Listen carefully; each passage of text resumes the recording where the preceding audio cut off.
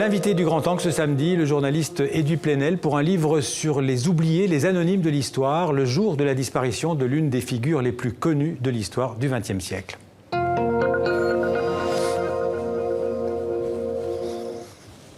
Bonjour Edu Plenel. Bonjour. Alors le hasard fait parfois bien les choses. Vous êtes avec nous donc pour parler des anonymes de l'histoire, ceux dont le souvenir, comme vous l'écrivez, a été effacé par les puissants, par les vainqueurs, ces obscurs, même si certains sont quand même relativement connus, auxquels vous rendez hommage dans votre dernier livre, Voyage en terre d'espoir, aux éditions de l'Atelier. Vous êtes donc l'invité du 64, le jour où on apprend la mort de Fidel Castro, l'une des figures incontournables, les plus connues de l'histoire du XXe siècle. Avant de parler de Castro et des personnages, d'abord, je vous rappelle, je vous présente en quelques mots. Vous êtes journaliste, directeur du site d'information indépendant Mediapart. Vous avez aussi été, il faut le rappeler, le directeur de la rédaction du journal Le Monde et vous avez publié au moins une bonne vingtaine de livres. Alors, commençons par Castro et Edu Plenel. Vous avez été dans les années 70, ceux qui nous regardent le savent, membre de la Ligue communiste révolutionnaire. Vous avez été un jeune militant trotskiste. Alors, Castro, à l'époque, c'était un modèle pour le militant, justement, que vous étiez? On tenait les deux bouts. On tenait le bout de la révolution et de cette révolution qui a été faite au nom de l'égalité, au nom d'une exigence démocratique et sociale. Et ceux qui pensent que cet idéal est mort avec Castro ont bien tort. Et on tenait l'autre bout, la critique de la confiscation de cette révolution par un pouvoir personnel, par une famille, par un système vertical, dictatorial. Et je pense ce qu'il faut dire au moment où un homme meurt, c'est justement que ce n'est pas cet homme, ce grand homme, qui est la révolution. Ouais. La révolution cubaine, c'est d'abord un immense nom fait par un petit peuple à la plus grande puissance du XXe siècle, et qui a tenu bon. C'est aussi... Il faut rappeler donc que Castro a liquidé la dictature de Batista, qui était le symbole et qui était le symbole de ce que Trump voudrait faire aujourd'hui, des casinos, la concurrence, la prostitution, le dédain des femmes, toute cette violence. C'était la réalité de Cuba dans les années 40. Bien sûr. Donc c'est ça qui restera. Il restera le débat sur Castro et sur justement son régime, son règne, son frère, encore une fois cette confiscation de la révolution, mais il restera le souffle de la révolution, il restera ce qu'elle a signifié. C'était dit tout à l'heure par notre collègue africain, c'est-à-dire dans le monde entier, un petit peuple de 10 millions d'habitants et n'est jamais rentré dans une logique de puissance, n'a jamais voulu opprimer d'autres peuples, a toujours été dans une logique internationaliste. Et donc, ce souffle-là est toujours là. Alors, les droits de l'homme ont quand même été brimés. Pour le moins. Et notamment les journalistes. On peut rappeler que c'était très difficile, et ça reste difficile d'être journaliste à Cuba. Mais bien sûr, et puis pas seulement ça. Il y a eu, au moment de la chute de l'Union soviétique et du bloc de l'Est, il y a eu un procès de Moscou, il faut le dire. C'est l'affaire Ochoa, La Guardia. J'avais couvert ça pour Le Monde. J'avais raconté ça à l'époque. Encore une fois, tenons les deux bouts. Les vainqueurs d'aujourd'hui ne voudrait voir que le dictateur, pour mieux ensevelir la révolution, pour mieux ensevelir le fait que les dominés, les opprimés, les exploités puissent se dresser. Donc, quoi qu'il s'est passé après, il y a eu ça. Alors, les vainqueurs de l'histoire, c'est une transition toute trouvée pour votre livre, Voyage en terre d'espoir. C'est d'abord un hommage au travail de Jean Métron. Peut-être que tout le monde ne le connaît pas. Qui était cet historien qui est mort il y a 30 ans, je pense? C'est un historien qui était au départ enseignant, qui est resté comme le grand historien de l'anarchisme en France. Et c'est le premier, aujourd'hui c'est beaucoup plus fréquent chez les historiens, qui s'est dit arrêtons de parler uniquement des grands hommes et des grandes dates.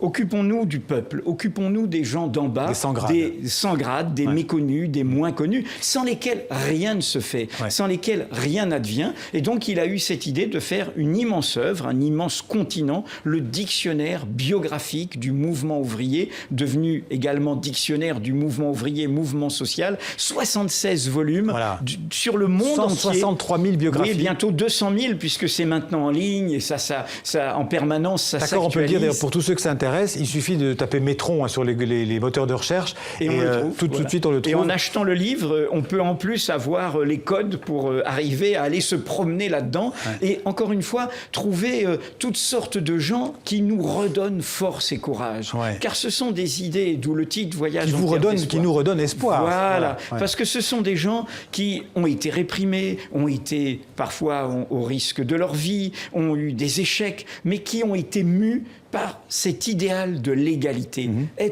naître libre et égaux en droit, avoir le droit d'avoir des droits. Je dis ça parce que nous sommes ici en France. Vous voyez l'actualité terrible qu'il faut rappeler, et pour se donner force. Cette semaine en France, dans le débat sur la primaire de droite, on a un candidat qui veut supprimer la durée obligatoire du travail, qui n'est plus de durée. Ouais. On peut faire 12 heures, 13 heures, 14 heures, et pourquoi pas le travail des enfants pendant qu'il y est, qui veut remettre en cause le droit à la santé, la sécurité sociale, et donc cette conquête... Vous parlez de François Fillon. Et bien sûr, de François Fillon, qui veut, en tout cas ses soutiens, remettre en cause les droits des femmes. Donc tout ce combat au nom de l'idéal démocratique et social, il est actuel. Et puis encore, ce que je pensais que vous alliez évoquer ça en parlant de François Fillon, c'est qu'il souhaite que l'on apprenne aux élèves le récit national ou le roman national. Il faudrait... ce qui veut dire justement tout le contraire de ce que vous faites dans ce livre. Une imposture. Le roman national, c'est une histoire d'en haut qui oublie le déplacement. En même temps, Jeanne d'Arc, Voltaire, c'est important aussi. Mais bien sûr, mais justement, Jeanne d'Arc, elle venait d'en bas, et elle a dit non au roi, elle a dit non au pouvoir au départ, elle a dit non à l'occupant. C'est une histoire de résistante, on ne va pas la leur laisser, Jeanne d'Arc. Et Voltaire aussi, il s'est rebellé. Donc tous ces gens, en fait, n'ont qu'un critère. Ils ne voient que la victoire. Au fond, c'est le fait accompli de la victoire. Cette droite-là a toujours été celle-là. C'est celle qui a collaboré avec le pétainisme, tout pareil. C'est celle qui accepte le fait accompli des puissants, des puissances économiques, de la domination. Ce que j'ai voulu exhumer là, c'est tous ces gens d'horizons très différents qui ont décidé un jour de faire mouvement. Car derrière l'idéal d'égalité, et là on rejoint des débats d'aujourd'hui sur l'identité notamment, il y a cette idée qu'on n'est pas assigné. On n'est pas assigné à sa naissance, à sa condition, à son apparence, à sa croyance. On peut faire mouvement, on peut bouger, on peut se mêler, on peut se déplacer, on peut se créoliser, on peut rencontrer le monde. Tous ces itinéraires montrent des itinéraires de gens qui ont vécu dans le monde. Ce livre ou ce dictionnaire devrait être au programme de l'histoire, d'apprentissage de l'histoire dans les classes en France. Beaucoup d'historiens connaissent ça, mais c'est une façon de dire oui, on devrait raconter une histoire vivante, une histoire à hauteur d'humanité concrète. Il y a là des personnages, des femmes. Quels sont les personnages que vous retenez en priorité? Par exemple, il y a un type, moi je suis un breton d'outre-mer qui a grandi en Caraïbes et en Algérie. En Martinique, vous avez vécu en Martinique. Voilà, il y a un type qui s'appelle Louis Goaziou. Il est né bretonnant, c'était le tiers-monde de la France, c'était les cutéreux et les gens de la ville les regardaient d'en haut. Et il est devenu, avec des idéaux républicains, il a été réprimé, il est parti en exil. C'est une des grandes figures du mouvement ouvrier américain qui est resté lui-même francophone et bretonnant. Il est mort aux États-Unis. Louis Goaziou, c'est un type qui est derrière Bernie Sanders.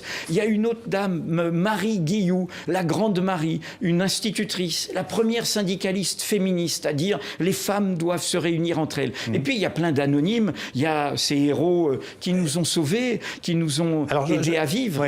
J'en ai noté quelques-uns. Jean-Baptiste Drouet, par exemple. Ah, celui-là, il est formidable parce que c'est l'homme qui repère Louis XVI quand il fait sa fuite à Varennes. On a retrouvé sa photo, si je veux dire. Et qui du coup permet que le roi soit arrêté et du coup le basculement, on sort de la monarchie et on va faire la République. Mais ce qu'on découvre dans sa biographie, c'est que cet homme va s'ouvrir au monde, il va aller jusqu'en Inde, il va avoir tout un itinéraire formidable. C'est un révolutionnaire, il vient du peuple. Et là, vous parliez de la révolution cubaine. Vous voyez tous ces gens, on pense à Che Guevara, voilà, ce sont des gens qui ont été projetés. Ça a fait bouger toutes sortes de personnages. Et donc, c'est ça une révolution. Ça déplace des montagnes. Alors oui, alors que ce livre, il est, je dirais, concentré essentiellement sur le 19e et le 20e siècle, mais vous dites, c'est encore un livre actuel. C'est un passé plein d'à présent. C'est un passé pour nous donner, encore une fois, force et courage pour aujourd'hui. Comment? On va se lamenter face à Trump, face à Marine Le Pen, face à Fillon, face à Erdogan, face à Poutine. On va continuer à dire c'est une fatalité. Eh ben non, ces gens-là, ils se sont dressés.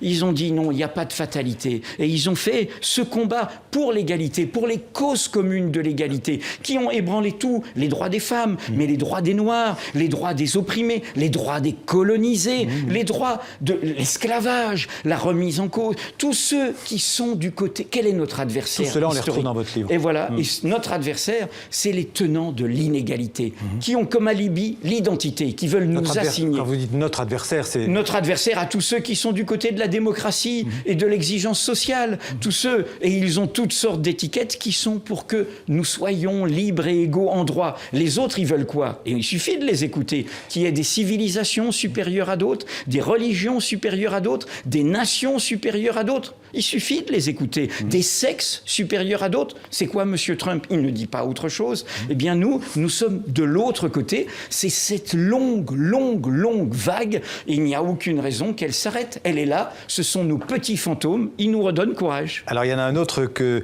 je suis sûr que beaucoup de gens ignorent, que c'est lui qui a inventé le mot socialisme, inventé entre Pierre guillemets. Leroux. Pierre Leroux, en 1831. C'est un Français. C'est le premier à avoir inventé le premier isme. On le voit là aussi. Après, il y en aura plein d'autres. Anarchisme, communisme, trotskisme et tout ça. Alors, c'est un militant, lui, quand même. Oui, c'est un militant. C'est un militant qui vient du monde ouvrier. C'est ce bouillonnement qui est très intéressant à revisiter. Parce que le XXe siècle a été un siècle dur entre la catastrophe européenne, l'union sacrée, la mort de Jaurès, son assassinat, la social-démocratie qui capitule, le stalinisme pour le communisme qui a été un grand mensonge. Quand on replonge à l'origine, on retrouve ces gens qui s'appelaient les démosoques, démocrates et sociaux. Les Marianeux, leur société s'appelait les Mariannes. Et ils avaient des sociétés secrètes, comme ils étaient réprimés. Et ils disaient, on est les Marianeux, comme on dirait les gueux, les Marianeux. Les gueux de la République. Voilà, exactement. Et Pierre Leroux, dans ce contexte, dit, nous, au fond, on est radicalement démocratique, on veut cette égalité de droit, mais on veut qu'elle ne tue pas la question sociale. Il y a un personnage que je cite à un moment, qui est le personnage qui a initié la première déclaration où des ouvriers ont dit, à cette époque-là, c'était les bourgeois qui parlaient au nom des ouvriers.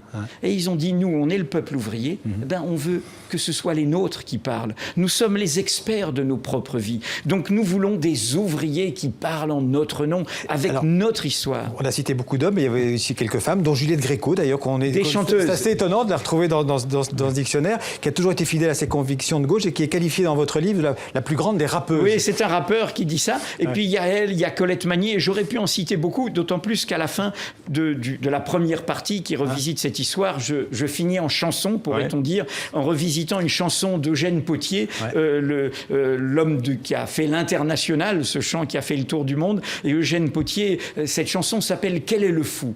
Le monde ou moi ?» Ce monde qui court à la catastrophe des injustices, la catastrophe écologique, la catastrophe financière, la catastrophe des dominations, de la guerre, ou nous qui voulons autre chose. Je vais conclure par une phrase qui termine un de vos chapitres. Vous dites « L'histoire n'est jamais finie, elle ne fait rien d'autre que nous attendre ». Bien sûr.